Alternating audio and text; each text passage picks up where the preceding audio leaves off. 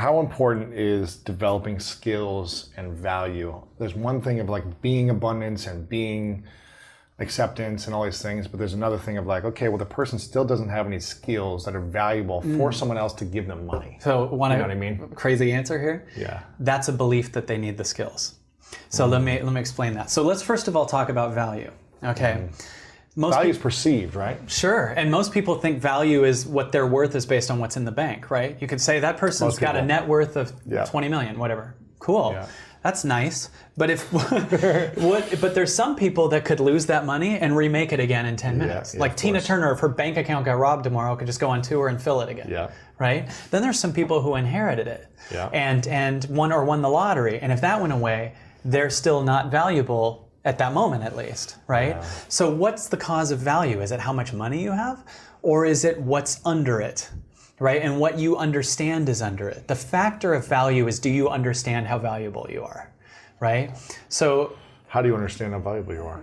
By creating the evidence of it, whether it's through leaps, whether it's so for me, when I started saying no to really tempting things, it would be really hard that moment.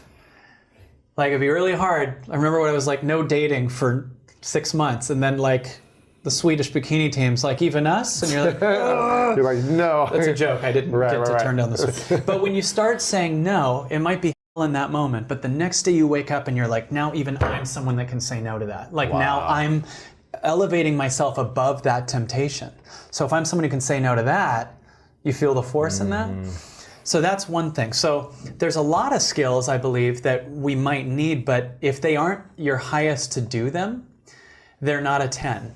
And if they're not a 10, that affects all of what you do. My friend Glenn Morshower says, if you pee in part of the pool, you pee in all the pool.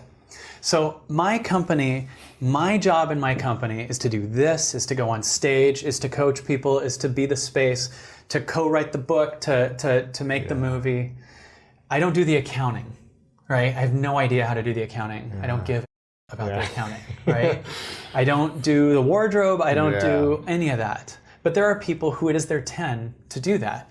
So I delegate that, because if I did this thing that's a 3 energetically, then I'm going to average and bring that onto the stage. My energy will be more depleted because I'm doing things in my life that are like that. Same thing, if you're out of alignment in whatever area, you're bringing that into all of it. Yeah. You get what I'm saying? So true. So that's my answer to the skills thing, because there's stuff that we're just natural at.